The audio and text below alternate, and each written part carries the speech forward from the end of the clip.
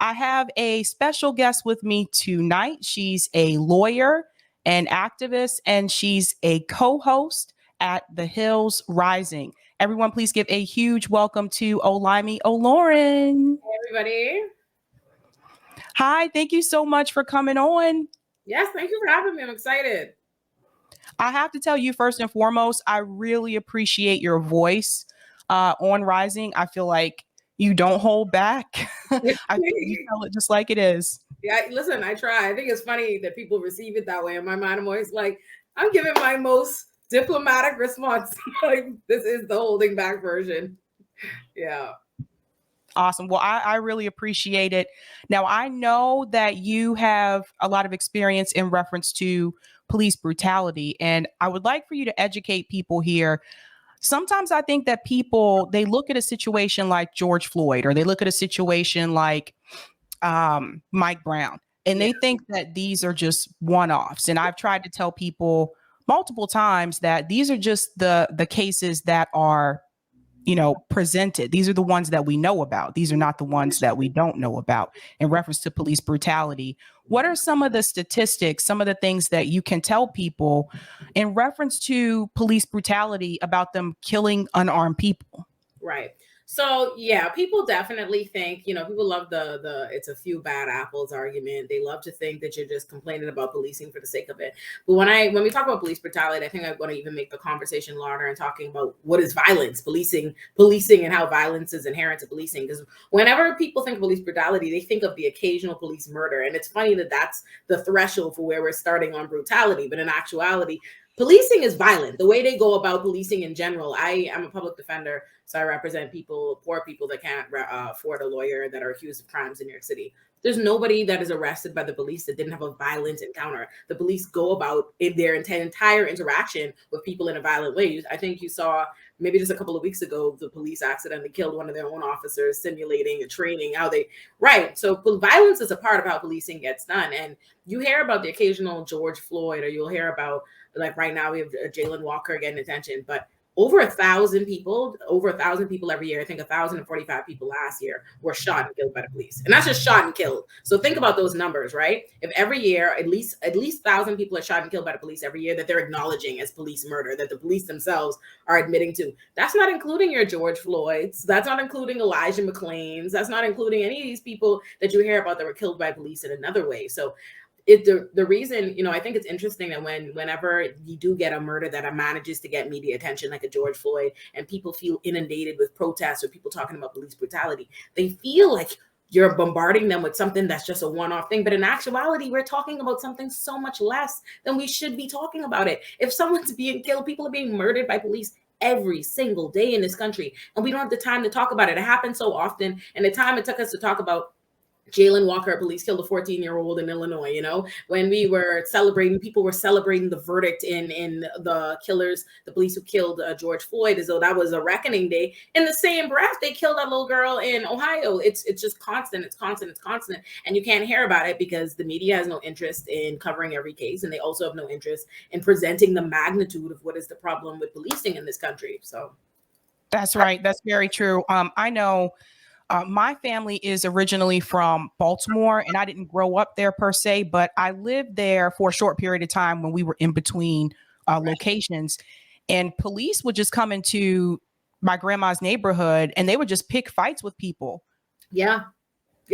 And then people, and the problem with, I think the problem with so much policing discourse in America is people are so, they don't even realize it. They're so psychologically accustomed and indoctrinated into the idea that police are supposed to be able to walk around with a certain level of authority and you not check them. The conversation always becomes about the response to the police rather than what the police did. It's dangerous that we know we have this body of people that are armed, they are protected by the law, and they can go around, they could start any kind of interaction. They could be breaking the law. They could be being violent. They could be doing everything that would drive a normal person to want to be upset, to want to stand their ground, to want to talk about their rights, to want to respond in a certain way. But everything is about how you should have been properly bending over backwards and doing the right kind of nimble gymnastics to prevent the police officers from breaking the law and violating your rights and even murdering you. It's insane that we have a country where that's what the discourse devolves into all the time. Like the fact that Jalen Walker could be shot shot 100 rounds on someone that you know for a traffic infraction. You shoot him 60 times and the conversation becomes, was he armed? By the same people that all day long talking about their right, their constitutional right to have a gun. They posting all their pictures with their guns. Any level of regulation on a gun is a violation of their rights. But the minute police can even suggest that a Black person had a weapon, legal or not, all of a sudden that's a justified reason to kill. And now we're having a conversation on why they run. And the thing that I find incredibly frustrating in this country is that the narrative can constantly be, why did they run? Why did they run? Why did they run? Why did they run? And never somehow, never do we engage in an examination of why Black people would run from the police. If I'm telling you that police have been terrorizing Black communities for decades, and we see it, we all witness it. We know it. We know that they are killing Black people disproportionately. We know that police are arresting and incarcerating Black people disproportionately. And then when a Black person decides to run in a traffic stop, it's like, well, they shouldn't have run. And it's like, oh, so we're not going to talk about the amount of Black people that have been killed in traffic stops, where they would get, why they would feel afraid that a traffic stop could end their life. It's just a very disingenuous discourse that sustains continued police brutality, because at the end of the day, if you really believed police brutality were a problem, which is what these people pretend to do when they have these bad faith arguments with you that, oh, it's just this particular circumstance. If you really believe police brutality was a problem, I wouldn't have to fight you and convince you it's wrong. You can't tell me it's just a couple of bad apples if when I want to talk about the bad apples, you don't want to concede that they're bad. Who are the bad apples if every time a police officer kills somebody, I tell you this person is a murderer and you say, no, don't talk about them, don't talk about policing. Then who's wrong? How do we change it? It sounds like you're okay with this continued course of action. Well said. And you had a conversation recently with Robbie on the Hill about this. And I do want to play a small clip from this because it does get a little bit heated. But again, I commend you for speaking your truth.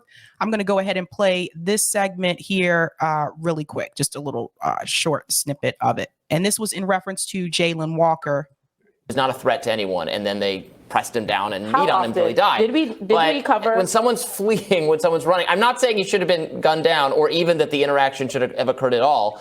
But it is wrong to flee from the police. Okay, you should not do that. It's wrong for police to murder people.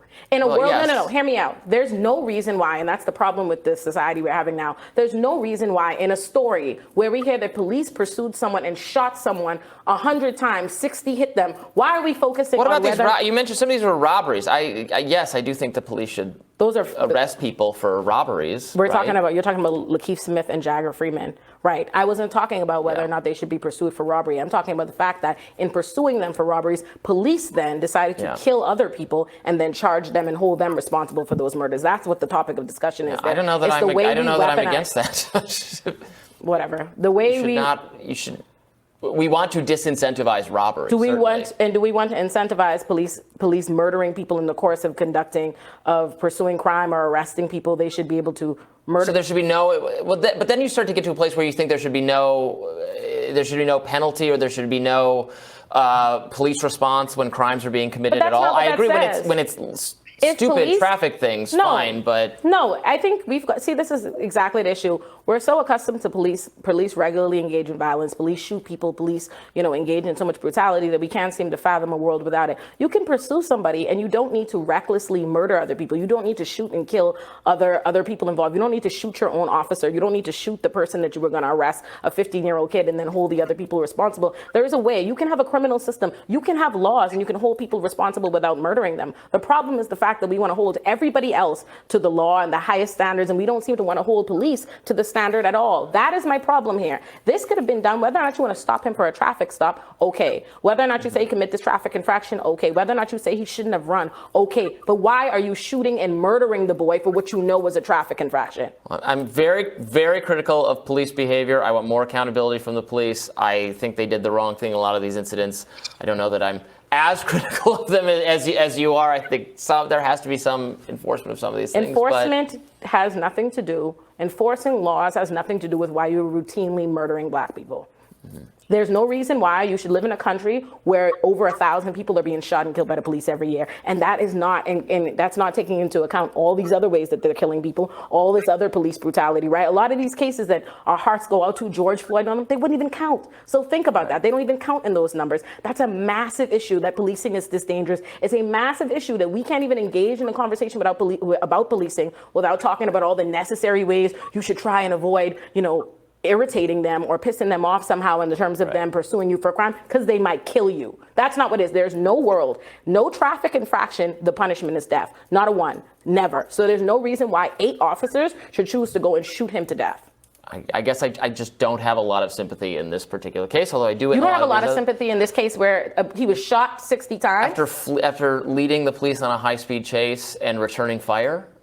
First of all, let me just say this. The police, no, let's because too often media reports on what are police stories as though it is the ultimate truth. We spent I agree with that. We spent a lot of time covering Uvalde and realizing a lot of police lying happens, right? I talked about Ronald Green where the police said, oh, it was an auto accident. Turns out the police killed him. We see too many discrepancies for us to consistently lean on what the police say is the truth. Absolutely. What we know I is agree. This boy, we've seen this on video, we know that he was shot at 100 times, 60 bullets hit him. He died. They riddled him with bullets and then they handcuffed his dead body. He was unarmed at the time of that. His gun was in the car. Police say, which has not yet been substantiated or corroborated, they say they believe.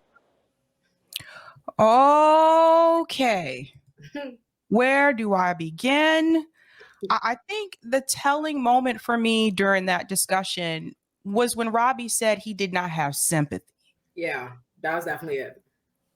Yeah. I think it says something. It speaks to this type of white comfort. Right. That, like, to not even, how can you not feel anything? No type of compassion. I'm comfortable saying it. Right. I'll say this. I appreciate that Robbie said it. He said the quiet part out loud. I think very often that's one thing I will say. That's one of the few credits I could give to constantly having to listen to these right-wing talking points on there is that they say it. Because so often I feel like the thing I find incredibly frustrating about America, I'm from the Bahamas for context, why I see America as its own separate. These are the experiences I have here.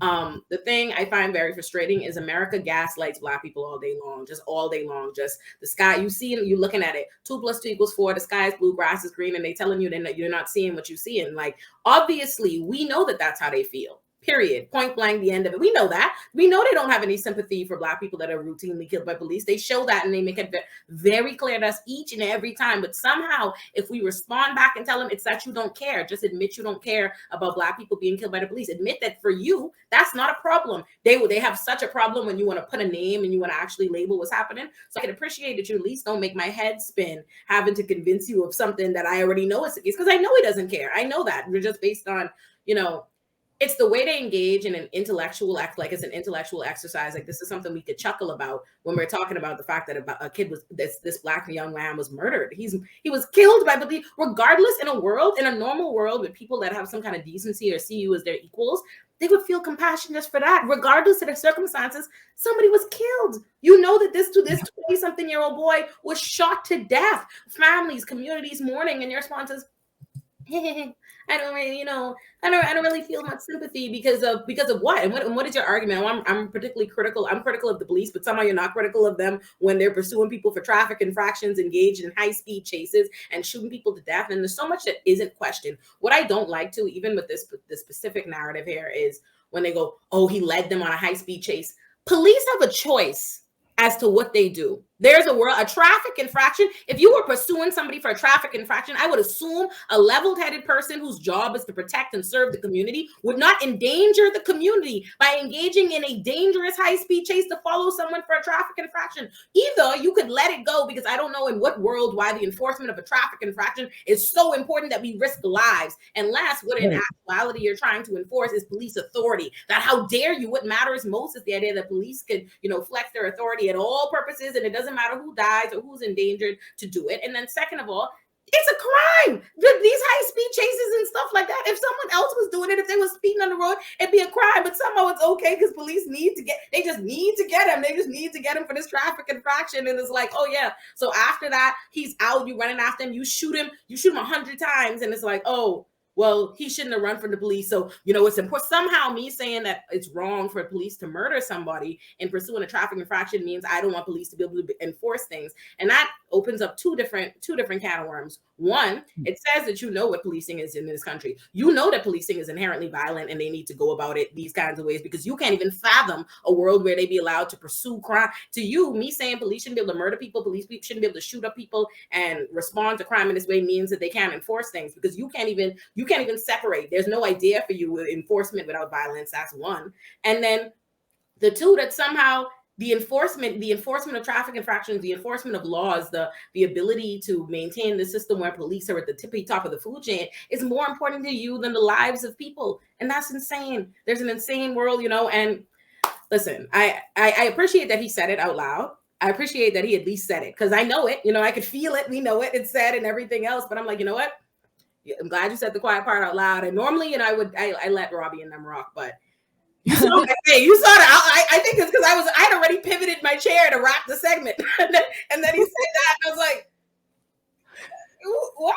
Like, okay, I have to address this. I cannot let this rock, because I hate when people think they have some kind of, you know, sticking point when we talk about, like, it's just absurd. A world where I'm talking about police murdering people, and somehow you think traffic infractions and whether they ran and all these different things somehow justify or rise above that on the level of wrong, tells me it's just like police shouldn't be God to us. And that is how you know you live in a police state. This idea that everybody is aware that police walk around like they are above us all and that everybody else is supposed to adjust to it. That's how it should be. And that's not how it should be. In a normal place, it would be if in the Bahamas, if at any point in time the police decided to pursue somebody on a traffic infraction and shot anybody to death, the entire parliament would get strung up in Rawson Square. The Bahamas would see, we would turn the place upside down. We wouldn't even be able to process that. But the fact that we live in America where police routinely kill people and we just tell communities, that's whatever. Don't make too much noise. Don't protest, and don't light up trash cans, protect the stores. And I always think that's funny, because it's the way people view community. To me, I like community or property when it comes to protests and the response to police brutality is always like, oh, they're damaging they're destroying their own town, their own city. And I was like, has it ever occurred to you that maybe people don't feel the same way about their community where they're not safe? As like if they live in a community, we have a social contract theory, right? That's the whole idea of modern civil society, is that I give up some of my rights in exchange for government protection, so it's safe for me. That is the only thing that lends me any desire or connection to this property, to these streets, this community. So if in this community, the people that I have lent some of my authority now use that authority to torment me, to profile me, to arrest me, to incarcerate me, to shoot me, to subject me to constant police brutality, has it ever occurred to us that maybe I might not feel a way about the same way you feel about the streets and community? Maybe I don't feel the same way. I feel the same level of protection for streets and property. You don't feel that protection for my life. So I just think it's a silly argument. And I'm so tired of them being presented unchallenged. So often I feel like media, we just hear, you know, there's the right-wing perspective in these responses, and they're legitimized as though they're good responses, and they're not. So I'm just like, okay, if we're gonna say it, if you're gonna bring it up, we want to go with that. Let's address it. So another thing I would argue too, a lot of times I've seen this incidents where the suspect is running away and the police officer chases after them and they shoot them. I've always said, if they're running away from you, they're no longer a threat. I can understand if they're running towards you, they're running away from you. Right. Why are you trying to then still shoot and kill them? Right. So it just, I don't like that excuse that people make. Well, he took off and he fled from the cops. Right. I'm like, yeah, so what? He was no longer a threat when he started to run away. Right. Additionally, or they talk about, you know, what crime it was they were accused of. And I'm just like, they have yet in all the many police brutality, you know, cases that we even hear about, which is a drop in the bucket to the amount there actually are. They have yet to tell you where the person was accused of doing something where the punishment would be extrajudicial murder. Like where in which of these cases would the police be able, like with the response, like say if they went to court right now, if they were able to arrest them without killing them and they pled to the top charge, the conviction would never be that they got shot to death in open court. It would never be this. So I don't even understand why people feel like that's okay. I'm pursuing somebody for some non-capital offense. I am running after them. They have not been charged. They haven't been arraigned. They haven't been anything. I suspect that someone committed a crime. So my response is to shoot them to death. Exactly. And then people go, when you say that and they're like, oh, what a wild radical. I'm like, I think it's in fact not, it's wild radical that you even have this system in place, this police state. And I also think it's crazy that people constantly try to use the framers and the founders and pretend like there's some like original concept of this country of liberty that supports it. And there is no concept of a democracy, of freedom, of a liberty in any of those where you have a police state where the police can kill you. I don't think people understand what it means to serve. If I serve somebody, if I serve them, my role is to serve them. They don't live in fear of me. I am not able to inflict murder on them. I am not able to put their life in constant jeopardy. That's not what it means to protect and serve. And in a world where you think someone's role is there to actually protect somebody, to serve them, you wouldn't find it so abhorrent, the idea that they don't respond to that person's every command, right? That they respond to it in some different way. But yet they do. You hear, oh, they didn't respond. The police said something, and God forbid this person was like, they gave them an attitude. They ran away, and it's like, oh, murder is a good price. And it's like, is this an 18th century monarchy? What do y'all think this is? And the same people and the same stuff talking about ordered liberty and law and order. I'm like, police state. You mean police state. The words you are looking for are police state. Well said. And there's another incident. I talked about this one briefly on RBN. I haven't shown this on my show here yet, but this is one that is not getting a lot of attention. Now, this is about Randy Cox. Now, he was already in police custody. They put him in a paddy wagon. The paddy wagon came to an abrupt stop. He fell, he hit his head, it broke his neck. And then after that, the police didn't believe him when he said he couldn't move. So he was paralyzed from the neck down. And I want to go ahead and show a little bit of that really quick. And I want to get your opinion about this, Olami, as well. Yeah, warning.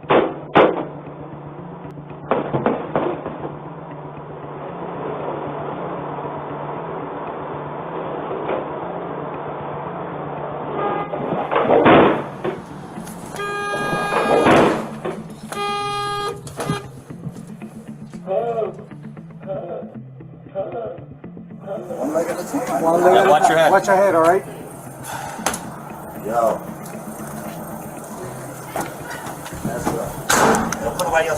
That's his stuff? Yeah, that's his stuff, Hart? Yep. That's his stuff, his wallet, keys and stuff? Are you all right? What's going on? I can't hear you. I broke my neck. I can't move. I'm gonna die like this. You're gonna have to give me a second. I can't open the door without another officer here. What? You fell. What happened? Did you move at all? I can't move. What? How you leave this all the way up there? I understand, Mr. Brother. All right, I can't move you, so I have to hold on. I'm gonna have to go get an ambulance. The subject in the van, he said he fell inside the van, and he can't move. So I'm on my way to detention right now. I don't want to die like this. Listen, I got an ambulance coming for you. All right, just give me 1 second. I'm taking you there right now. Just be careful. He was kicking the door and everything. Sit up. I can't move. You're not even trying. Look, if you gotta drive me, what can I do? All right. I'm not arguing. What's the hand? All right, there you go. One, two, three, together. Why are you making that? You crack it. You just drink too much. Sit down. Oh my God, no. Yeah, sit down. You're doing extra shit. Sit up. Oh my God, y'all broke my neck.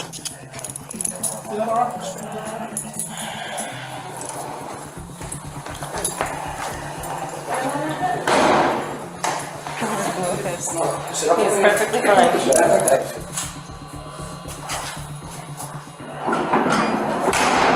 He's laying on the floor saying, I think my neck is broke. I can't move. Help. I can't move. I think my neck is broken. Who would joke around like that? That's right. And over and over. And they're saying, no, you're not even trying. Get up. And I saw him at the hospital. He has the breathing tubes in, the feeding tubes in. So he can't talk. He can kind of nod his head yes or no. He can move his left arm. That's about it.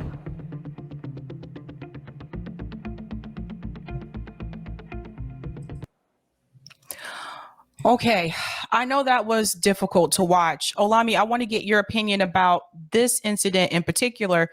Do you think the family has a case here? Can they file some type of suit against the police department? They can and they will, and you know who's gonna pay for it? Us. Like that's who pays for it, right? All these. Let me tell you where I start with this. First of all, remember moments ago when I talked about inherently the violence that is policing that you don't even hear about, right? There's like that wouldn't be, you will never hear about it. We can barely get them to count the deaths, right? I told you the amount of death, the amount of shootings that they concede to are 1,000 something over a year. You don't hear about who survives, right? Or who just the regular brutalities. Remember Jacob Blake, that was last summer? Jacob Blake, the police shot him 14 times, paralyzed him, and what happened? No charges. The family will get, a civil a settlement that the taxpayers will pay for. So we are literally funding police departments to completely violate us, kill us, beat us, do all these different kinds of things, and we're paying for it. We're the ones who are going to pay for it, and it just incentivizes the police to keep doing the things that they do because they're protected. They're not going to be charged. They're on paid administrative leave. You can't sue them in their personal capacity, and it's a lawless world for them. And listen, it is deafening to continue to have to hear Black people. We have to go through this, to say this, you know what I mean? Just the district. I wish that this was the first time I seen something like this, because then maybe I could feel like maybe it'll be the last. I'd feel so incensed, like this is so outrageous to see this for policing, but this is what they do. You see the response, this happens, and they're mad at him. Again, aggression, violence, because the inherent attitude they have towards us is like they're supposed to mistreat us. That's what they think. They have him there. You've already arrested the man for what? He's at a party. You arrest him for possession, violation accusations, and you got him there. He falls, and they're mad at him, right? And I also think it's interesting the quickness.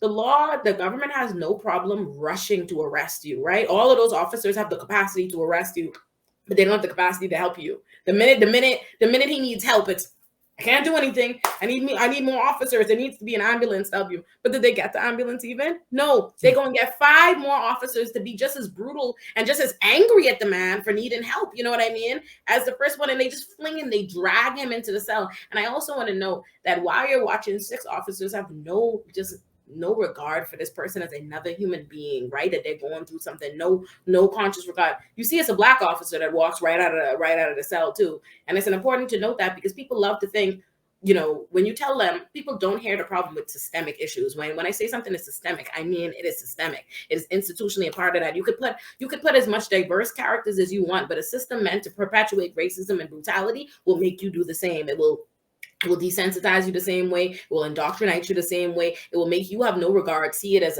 an us versus them in the same way. Because that Black man, you would think, and there's a world where he should feel the same way I feel, the same way you feel, Sabby. But instead, you see him barely look, squirts out the thing. Nobody could no concern, because in their mind, once they've criminalized a certain kind of people, they don't care about what happens to them from there forward. The man is paralyzed. That's insane. And there's nothing. The horrible thing about these situations is there's nothing you can do to change the harm. Like that, it's done.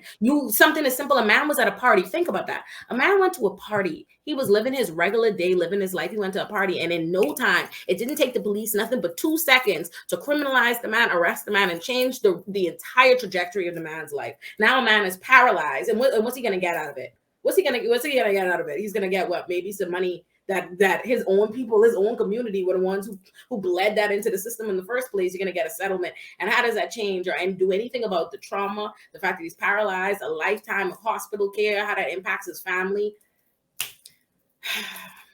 It's very unfortunate. For people who are not aware, he was at a party. Someone at the party apparently reported that he had a gun. He was, from what I read, it's not like he was trying to shoot anyone, but he did have a weapon. So what? Like, I just don't get it. But that's why they called the police, and the police came and arrested him. I still don't understand why that warranted him being put in a paddy wagon instead of just the back of a police car. No, because they just do what they want.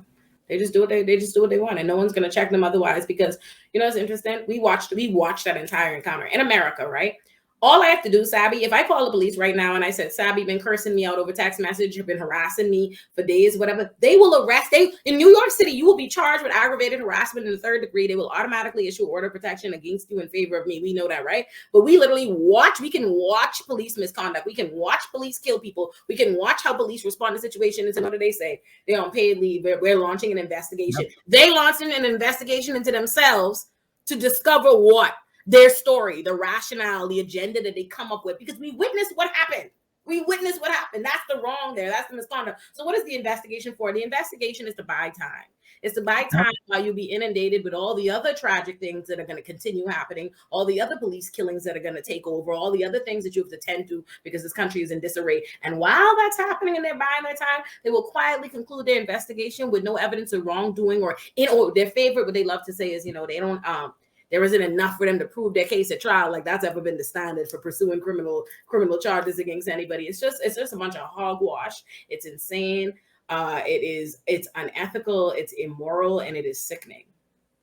Agreed. One more thing I want to add in reference to, because police reform comes up a lot. And I always point out to people, well, we already do have police reform. Body cams was a part of police reform, and they just turned them off. Right. There's no repercussions. Right. And even sometimes, listen, they don't have no problem with watching it. Because they've recognized, they've honed in on the truth about America, is that the significant amount of the American public is totally okay with it because in their minds, it doesn't impact them, right? That's what it is. Like we just watched body cam footage. We watched Jayland Walker be shot 60 times. And you see me sit there with those. Let me tell you, I don't have sympathy in that case.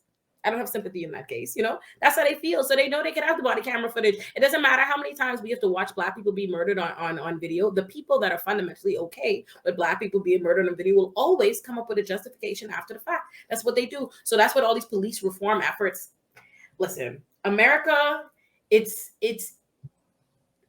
policing system we have is so counterproductive and so counterintuitive to common sense that it's mind-boggling to me. Because even if, listen, I understand that we all start from a premise. We are raised in societies that tell us that police and criminal courts and judges and prosecutors are fundamental to the place like water and grass. It's not, but I get that we're all taught that, right? But if you think that and you think, all right, safety, public safety is synonymous with policing and the amount of money we put into police and incarceration in the criminal system.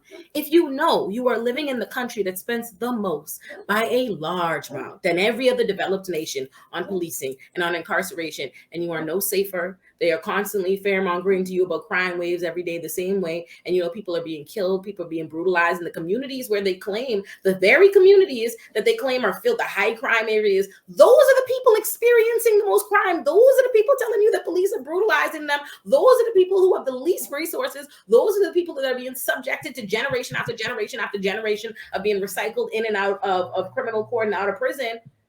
The evidence is quite literally there that this doesn't work. So the only way to be okay with that is either you don't have common sense, you can't add 2 + 2 = 4, or you believe that the criminal system serves another purpose that you like that purpose. Because you can't think it serves the purpose of safety. You know it don't. You know it doesn't. There's no evidence to support that. So what else is it serving? Obviously, like the logical, the only way you could keep it a buck with you, it segregates communities. That's what it does, right? All the people claiming for policing, they love policing. We need police to be safe. All, white communities. That's not what the police are. They don't live in the communities where police presence is constant. They are not accustomed to that. They are the ones clamoring. The people that are most affected and impacted by crime are the people living in the communities with the police. You know what I mean? That are experiencing the same amount of crime and telling you the police are not doing it. So if all these other people that are outside, they are not the ones impacted by crime. They're living in their own separate communities, looking from their, their binoculars at what's happening in their community and saying, yeah, that's fine. We need police. Then why? What's the why? What are the police doing? The police are obviously, they serve those people's bidding. The police serve,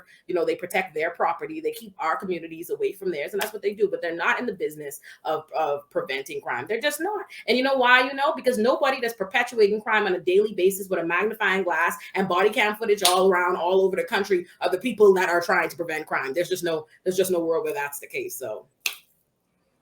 Well said, Olayemi. Thank you so much for coming on. Before you go, where can people find you?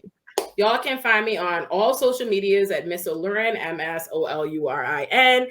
You can find me on The Hill Rising when I'm on. Who knows what days those are going to be. A lot of places. I'll be on NPR in the morning at 7. I'm also going to be on the Vanguard tomorrow. I got a bunch of places. You check me out my social media. Thank you, Sabby, for having me. Thank you so much. Talk to you later.